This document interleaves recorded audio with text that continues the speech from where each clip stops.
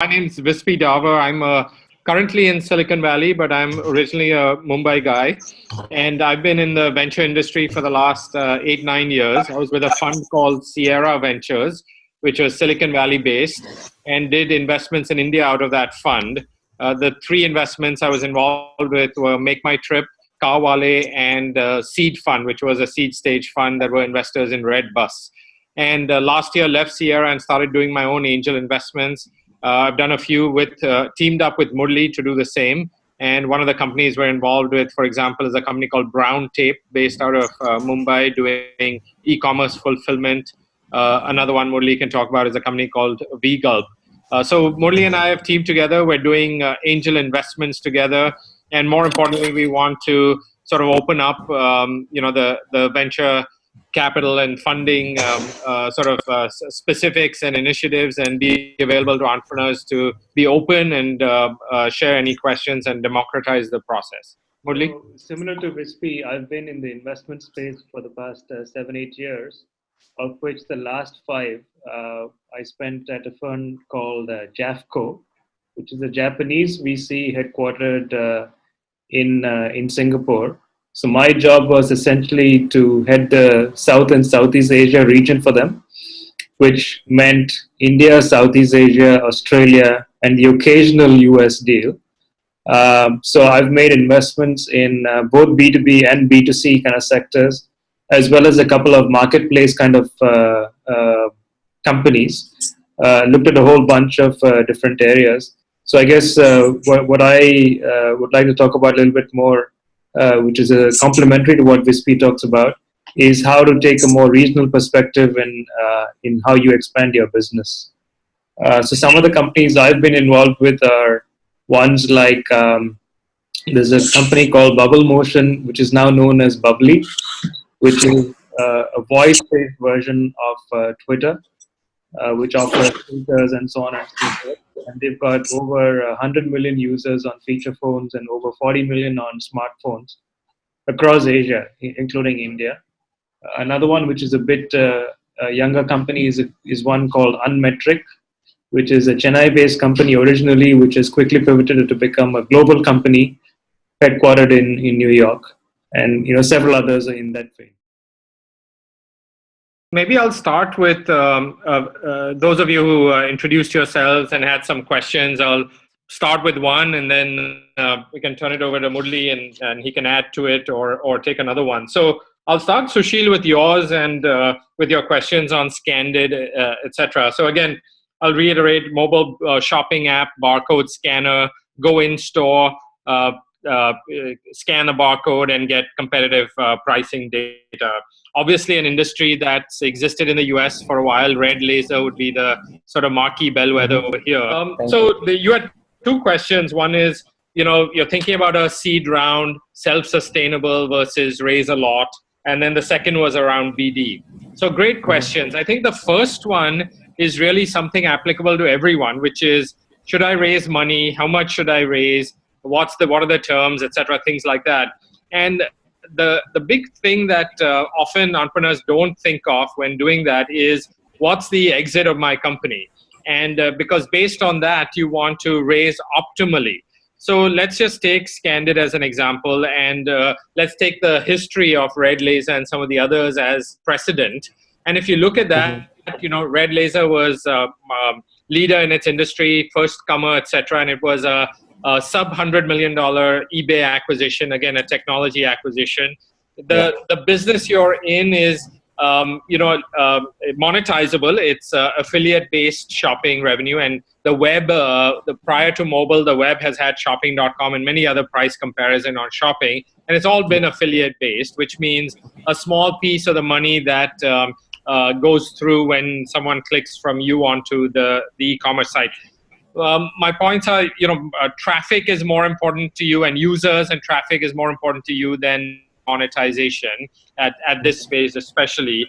And given that you don't know what your exit will be exactly, you want to raise just enough that if it's a small enough exit, it's still meaningful to you. So let's just say it's right now you can envision, I don't know what your traction is, but let's say you've got a few 100,000 users, It's growing meaningfully. You're still in the sub $25 million potential exit range just based on a technology acquisition. You don't want to raise a $5 million round from anyone right now. It'll be great. You can spend it, etc. But when someone comes to buy you for 25, you're giving up too much. So I like especially based on where you are and the fact that my guess is monetization is a laggard, is being self-sustainable and raising a little optimally for things like customer acquisition and making sure you're the go-to player in India. That's my answer on number one.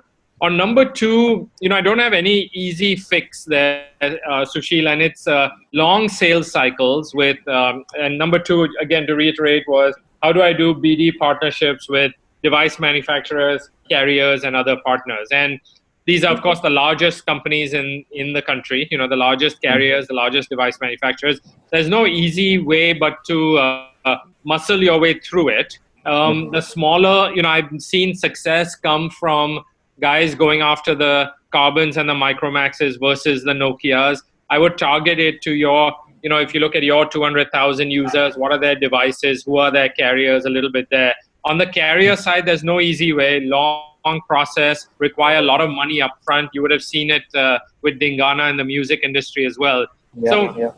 Getting an advisor on board who has done this before with established partnership connections among carriers, device manufacturers, that could be one way to go about it. But I think it's going to be your lead, and you have to allocate. You're doing the right thing. You have to allocate it, but allocate a 1 year sales cycle or business development cycle to it. And with that in mind, you're in a better position for customer acquisition. Let me stop there and let Murli take over. You should raise money according to your needs, sort of at the moment, and sort of go on, rather than have a big bang fundraise up front, particularly when you don't know the outcome, right? Let's sort of delve one level below that as well. I think it's important that you're able to demonstrate not only to the external market, but to your own investors that you can demonstrably increase the valuation of your company over time. Now, there's various ways to do that, but the simplest way is to keep having outsiders, pricing around for you. It doesn't always have to mean dilution. Let's say, and I'm looking sort of a bit forward here. Let's say in either of your company's cases, Sushil or Anand, let's say you only actually need $5 million to get to profitability and so on, and you don't really need to raise more money. But at the same time, you're not yet at the stage where you can sell the company for a larger number than, say, the $20, $25 million number that we threw out. Let's say your target is actually $100 million number. How do you make sure that you demonstrate that number and sort of build a story towards that? One way to do it is to have facilitate secondary transactions, right? So you don't have to sell new shares in your company, but if one of your earlier investors has some liquidity needs or whatever, even if you sell just a tiny proportion of your shares change hands, it sets a baseline valuation for other people to get anchored to, right? So the short answer is raise money as you need. You don't need to raise a big bang number upfront, and keep building what I like to call the ladder of valuation. Keep going up the ladder. My name is Rohan. I did my master's undergrad from Bangalore, from RV College, did my master's from Stanford, was working with Microsoft in Redmond as a product manager in the Windows Live team. Was there for about 3 years, and then in 2010 moved back to Mumbai, India to join Quicker as a lead product manager. Did that for about 3 years, was a part of another online consumer startup in Mumbai focusing on the local offline merchants. And then after a year in that, I just relocated about 7 days before to Bangalore. And with a friend of mine called Shardul, I don't think he's on the call right now, I am starting a company called Yogurt Labs. And what we plan to do is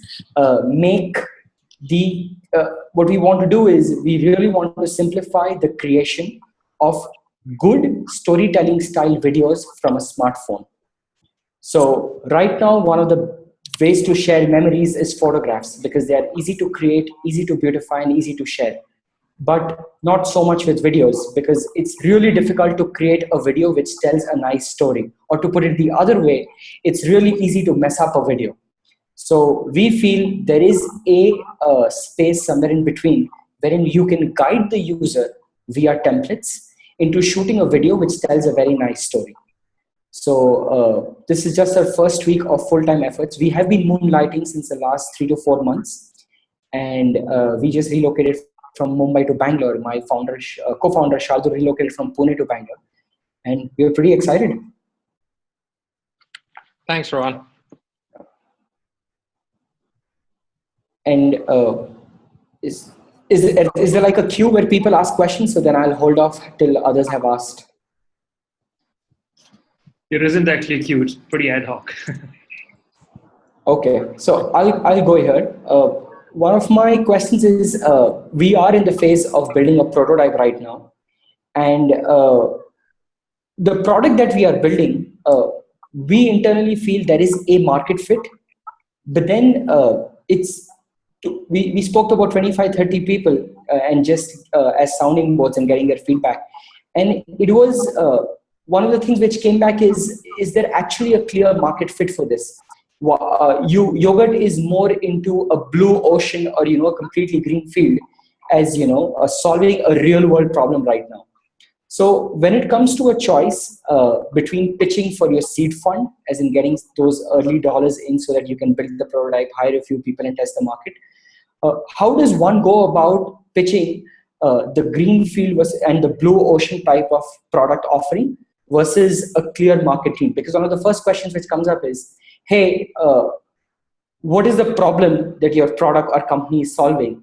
And we think there is a problem, but then it's not very easy to clarify that out. So in my opinion, the simplest way to solve it, or the simplest way to describe how to solve it, is to just show results, right? So if it's something that people haven't seen before, and there is no way to judge whether this is a viable opportunity or not, as long as you can show people using it and so on, that's your proof, right?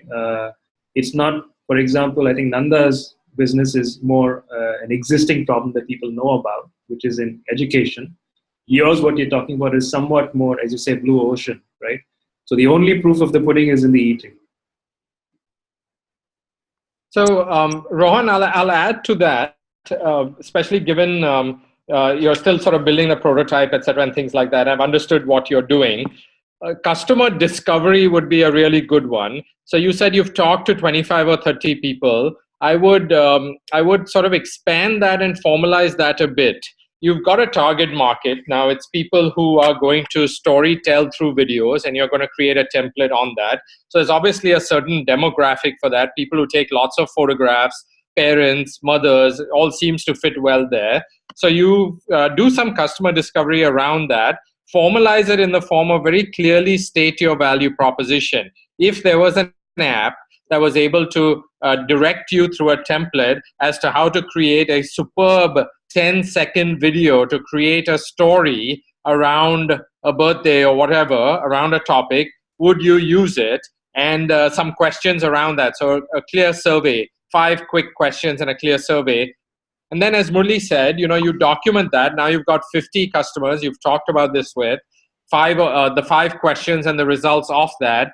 And that's what you'd show potential investors. One is, because what investors, in your case, very early stage angel or seed are going to do is they're going to say, shit, will I use this? And then who else would use it, and who's the target market? So if you can not be general and say it's for everyone, and say, because everyone has got a first early adopter, and who's your first early adopter? Let's take a WhatsApp case since it's marginally relevant, but it was in geographies where SMS was pricey, where citizens of that geography had lots of family members in other geographies, so cross-country SMS was pricey. So like that, you figure out what your wedge is, and like I said, it's some version of people who take photos and parents take photos, etc., and customer discovery on them. So everyone gets a clear idea of what your first bite is going to be that you're going to go after. So that would be my suggestion there. Let me also add one further thing which occurred to me as Vispy was speaking. You can also draw analogies with guys who are doing pretty much what you're talking about, but in a different space.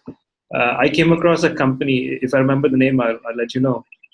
Very young startup. All they do is help you make presentations, meaning PowerPoint presentations, more punchy and more accessible. You have to simply follow their templates. You give them the plain text storyline, and they'll sort of show you how you can make it a sort of a punchy presentation in a short form.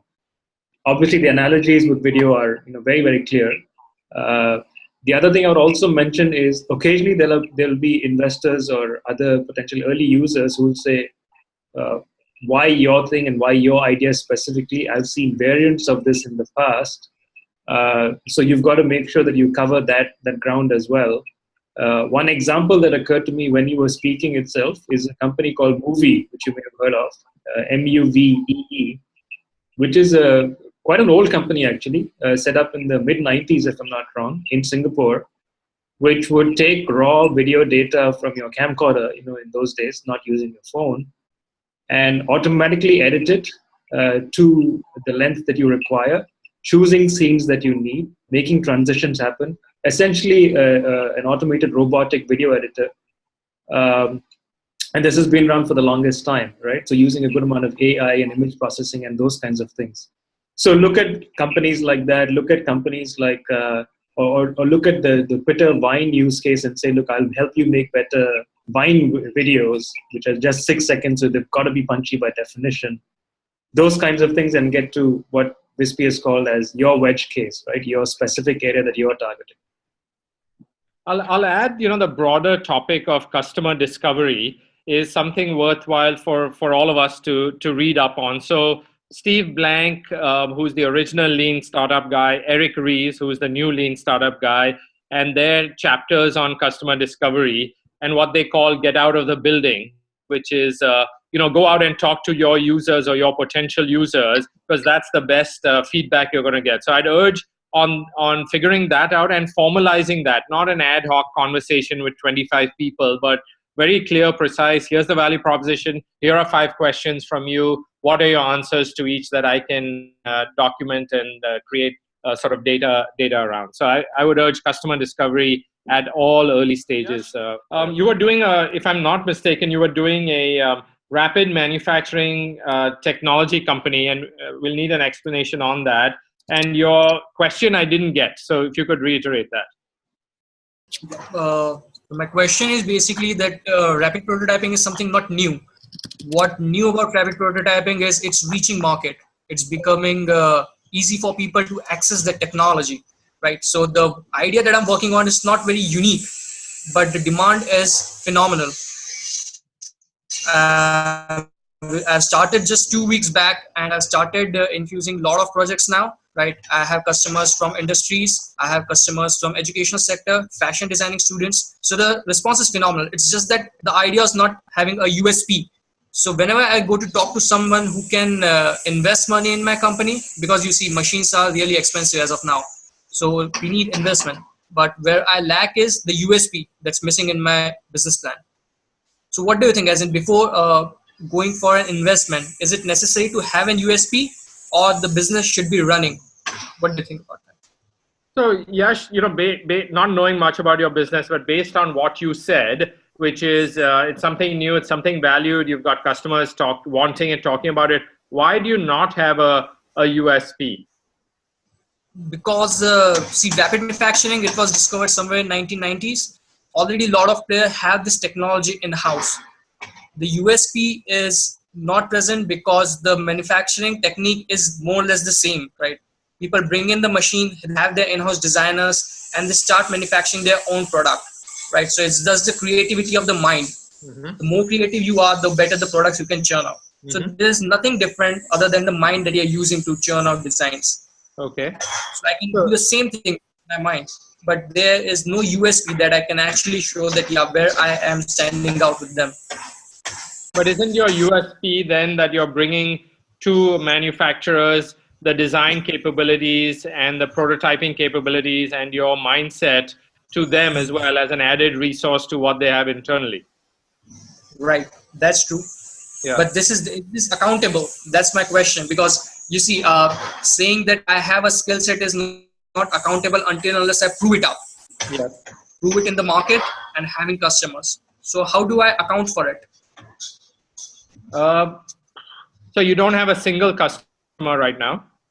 I have a diversified customers. I have few customers from industries, smaller medium scale industries, where I'm design and manufacture some customizable prototypes they need.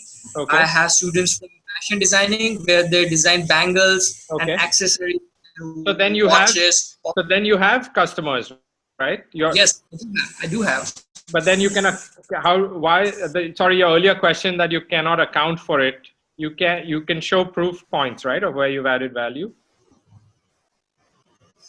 Yes, but the USP is still missing up. So whenever I fill up any form for any investment, talk to any investor, they ask for USP of your company, and this is where I lack.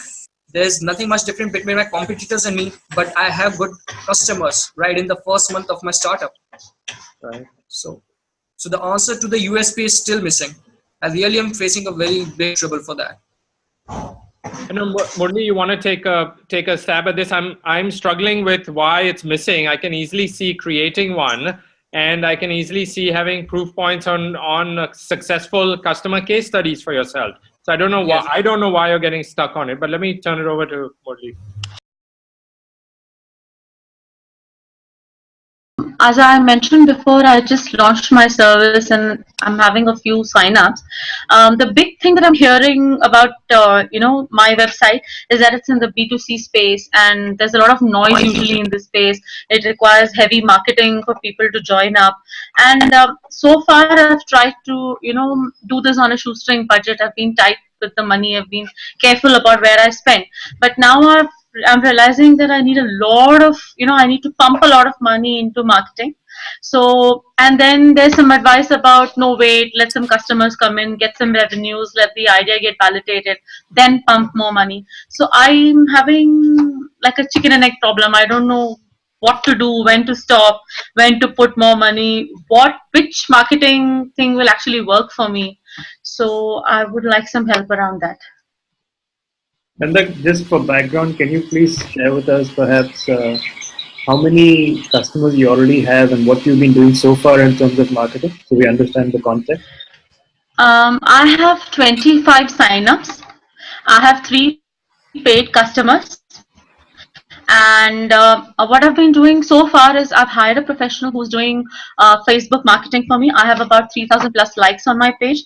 We've run one since I launched last week. We ran one during the weekend, like a voucher promotion where people got a voucher for signing up.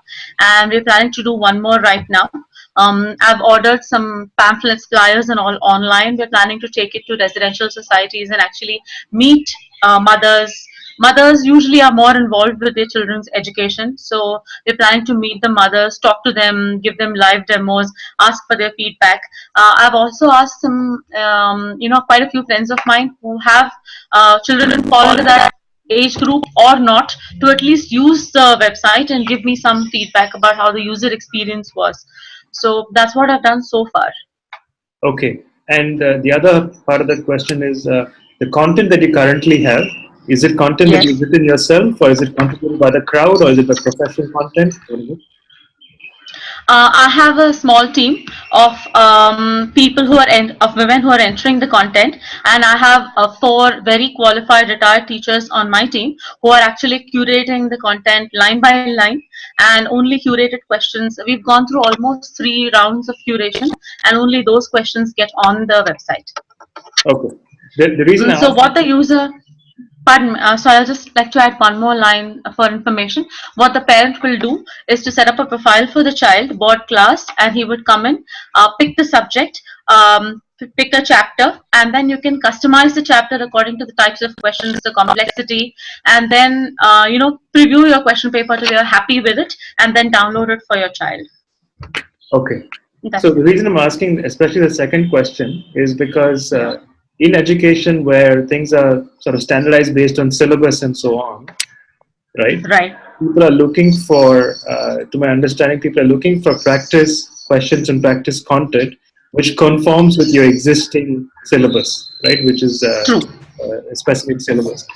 Now, it's in a way actually good for you because there is plenty of content out there written by whether it be tutors or teachers who are in schools or the coaching class tutors and so on.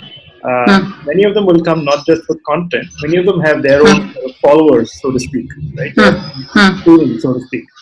So one idea perhaps for you is, ultimately you are a bit like a content marketplace, right? So you need Yes. customers as well as suppliers of content, right?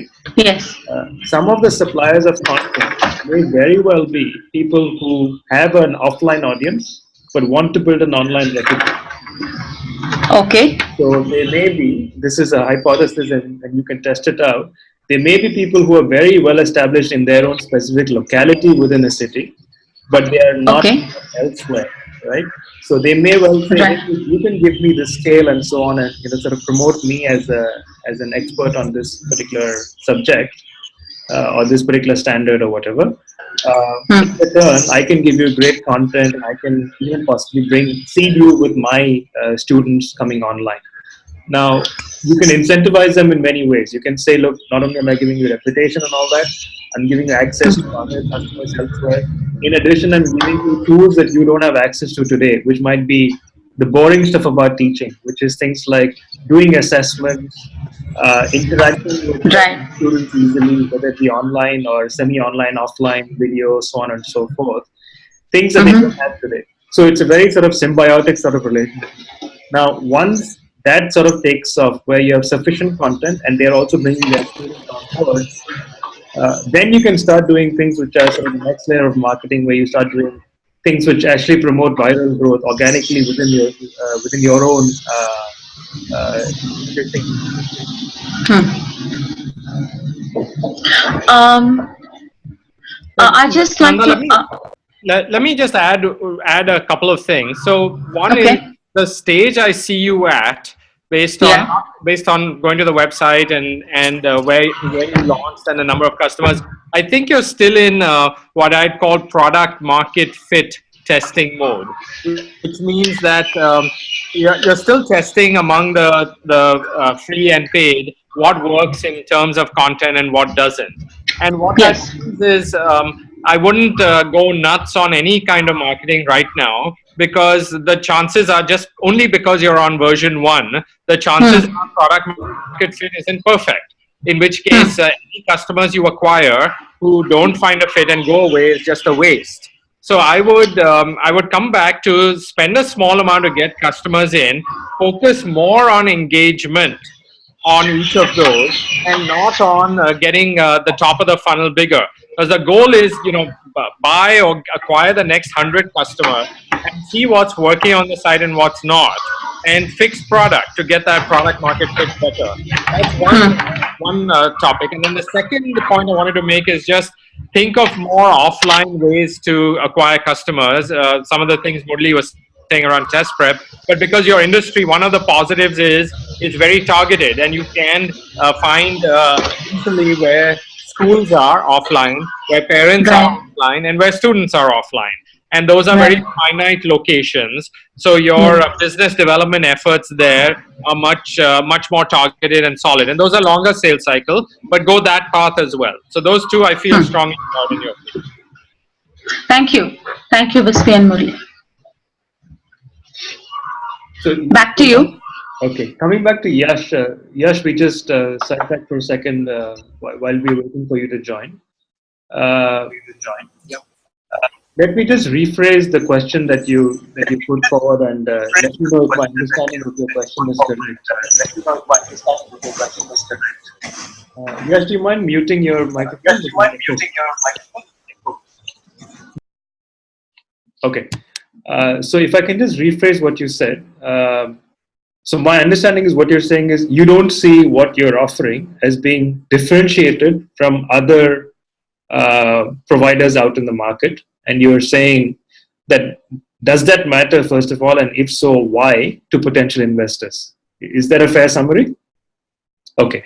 So if you're truly seeing yourself as not differentiated from other providers in the market, then I would agree with you.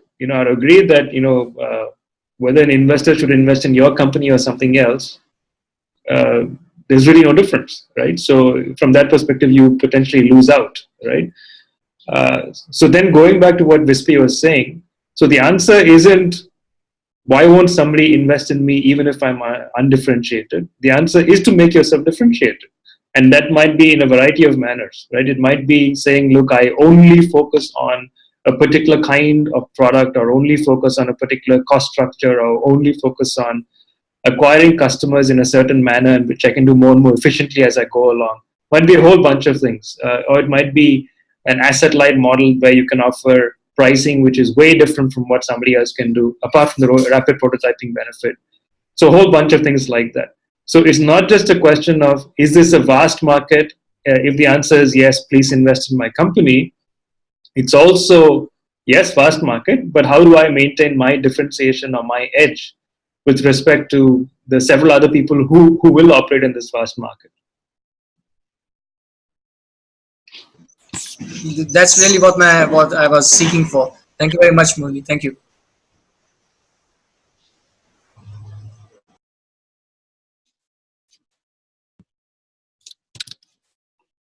So was there anything else that anyone else had as a burning question?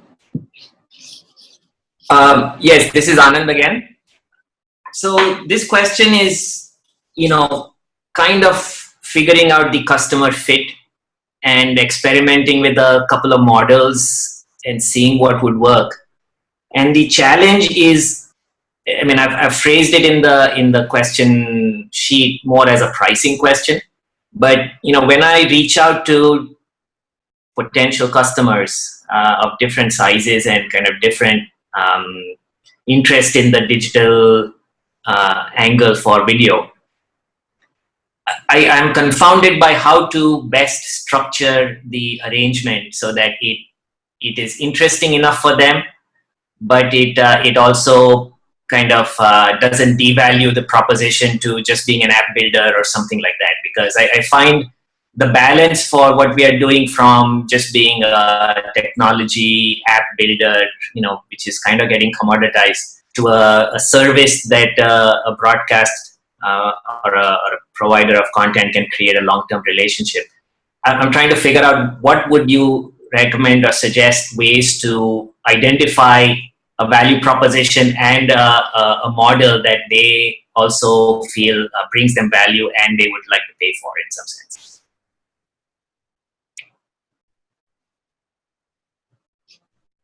Rispi, you have some experience with looking at this specific area, right? You're on mute, by the way. Rispi, you're on mute. Yeah. So Anand, is your question on pricing? Is it what should I price at? Pricing is a piece of it. I feel, yes, how should I think about pricing? But the real question is, coupled with the price, I feel there is a segmentation that the prospective customer slots me in. Right? So it's more a pricing model and a positioning model that goes along with it when we pitch a service to. And who will be paying you? Customers, or consumers, or carriers?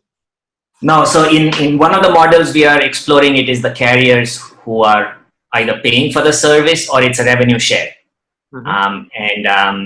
It's been kind of these are all traditional video TV channel kind of providers, and it's been a difficult proposition to kind of penetrate them and to get a level of interest from their digital arm as opposed to from their actual content arm. And I don't know if the challenge is the way we are talking about what we are doing, or is it the terms that we go in to discuss things with them. Yeah, so without getting into details of what you're presenting and pitching, especially on this call, happy to do it later one-on-one. The last statements you said, which is you're challenged in either explaining your value proposition or getting mind share from them, is sort of indicating to me that they don't really have budget for what you're doing right now. So one easy way to price is, what budget does it, selling to the enterprise, not to the consumer, which is what budget does it come out of, and what can you pitch to them as monies they won't have to spend from that budget because of you. And so if you take broadly marketing budget, or carry a customer acquisition budget, or carry a customer support budget, you can pitch lower customer acquisition cost or lower customer support resolution, etc., things like that. So that would be when there's baked budget in there, and you can convince them to allocate some of that budget towards you. When there isn't, then and your value proposition doesn't come across clearly, it sounds from your statements that you're challenged, and it's hard for them to come up with any money. Is that accurate? I don't think we have necessarily concluded that. I think so it's partly just the sales cycle is a long process with these guys. Yep. And I'm not sure if we have come out of the other end and determined whether there was a mismatch in terms of what they value and what they would like to pay for versus what we are offering. Yeah. Or it is just the priorities are kind of need to be synthesized by them. Got it. I'll give you one thought. So one thought is there's no coming around the sales cycle at all, Anand, with carriers. There's just no way around that. One thought is once you're enough in the sales cycle that you've spent a lot of time, and I would say that's anywhere from 2 to 3 meetings and 4 to 6 months, whatever time frame that's been involved, and you've spent time on it, you throw a low priced pilot at them, and you decide how low that should be. I mean, even in the for a large carrier where 10 to 15 lakhs is small enough that it can come out of varied budgets at a very low price. And a very low priced pilot you throw at them, you devise it, etc. And you see if there's bite on that. And my worry is, even at a very low level, if there isn't, then you're wasting a lot of time there. And if for a small amount, they'd be ready to sort of engage. Now, it's more than price. It's what resources are required on their end to make the pilot successful. Take all that into consideration and make the bar as low as possible. Low price point, but some price point. Low resource allocation on their part, but some, and most of it on your part. And make sure you're break even for you on your P&L, you're break even on it, and get them to that commitment. So, but if you can't do that, then yes, my sense is you're wasting your time, and you're better updating them and seeing when they're ready to bite. Sure. Okay. Thanks. Have you done that already? Trying that. So one of the things we are talking to one of them is kind of mostly on a revenue share model. So there is no upfront costing. And that seems to be getting some more interest and traction, but it's still not a reality. So we are kind of in that process. Like I said, once either that breaks down or it successfully concludes and we run a pilot, I think we'll have better data to. But what's the effort on their part? Technical, implementation, man hours. So at least for this pilot, I feel the effort is minimal. I mean, they do have to come up with content that would be interactive, coupled with some of the video. We're talking to 2 providers, and in both cases, the kind of programming we are talking about, the content should be simple. It's not something they have to go create. It's something they already have. But I feel it does require kind of an episode by episode commitment to have content with enough time to bake it and to validate it, with an internal audience. So not much of direct effort in terms of operational effort. Some content effort, and then marketing effort is what we piggyback on them to actually drive. So Anand, given your interactive TV second screen stuff, right? Is what you're doing. I mean, it's certainly India wouldn't be the leading market there, just given connectivity and all of that. What about Southeast Asia and sort of carriers there? And have you attempted that at all? I have not as yet. We've looked at US, where it's a much more mature market, and sitting here and trying to penetrate there didn't seem like a viable option. Yeah. And the only penetration option is through carriers? No, not necessarily. I mean, the other things, like I said earlier, we are exploring, and kind of it's this product fit concept you brought up earlier. Is there a direct to consumer angle, or is there an angle with interested fans, right? So super fans, let's say, who want to produce something that adds a dimension of fun to programs that they like. We are looking at all of those, and in fact, something about what Rohan was pitching as his idea, there might be some angle out there of people who want to create experiences or stories, and maybe having some interactivity out there. So we're not 100% sure.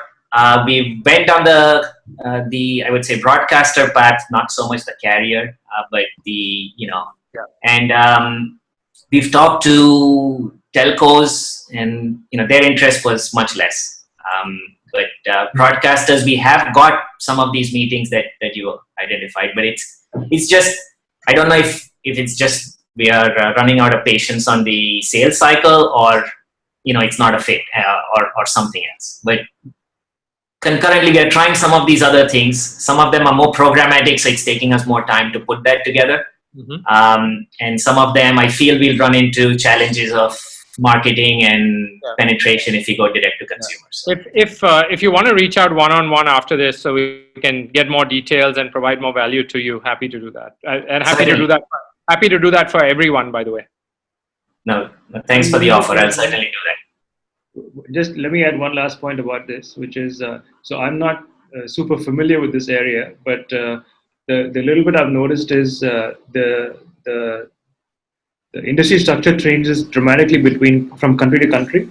In some places, the operator, your cable operator, is also your telco, who's also your guy who gives you all content and everything. So that's obviously an advanced sort of place where they're looking for leveraging assets across their entire network, and those would be interesting places to go to.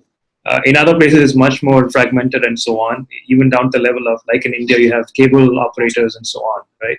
Yeah. So that's one big part of it, and I'm sure you've done your studies there. I've noticed one sort of related thing, which is in the US, when this idea of second screen first started getting traction, many people actually pegged it to time-sensitive events. So stuff like sports is the most ideal, right? Because you're not just watching passively like in a movie or a TV show. You're actually sort of rooting for your team and so on and so forth. Action happens. There's discussion before the game starts. There's stuff happening during the game and after as well, right? So lends itself very, very well to interactivity, to second screen, all that, right? So maybe that's one angle. Whether it be tying up with IPL, whether it be tying up with some other tournament, whether it be tennis, I don't know. More likely to be like a football or a cricket, where it's sort of mass appeal rather than a tennis or a golf or something else like that. That's good advice. Thank you.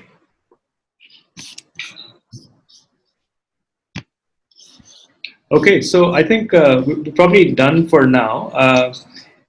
Can I suggest whoever wants to have any further discussion, whether now or later, depending on what further questions still remain to be answered, please feel free to reach out to us. You have both our email addresses, and of course, mention this call idea to other entrepreneurs who you may know who may benefit from this kind of a conversation, and we'd be very happy to continue this. I would really like to say thank you from all the entrepreneurs here for taking time out to make this happen.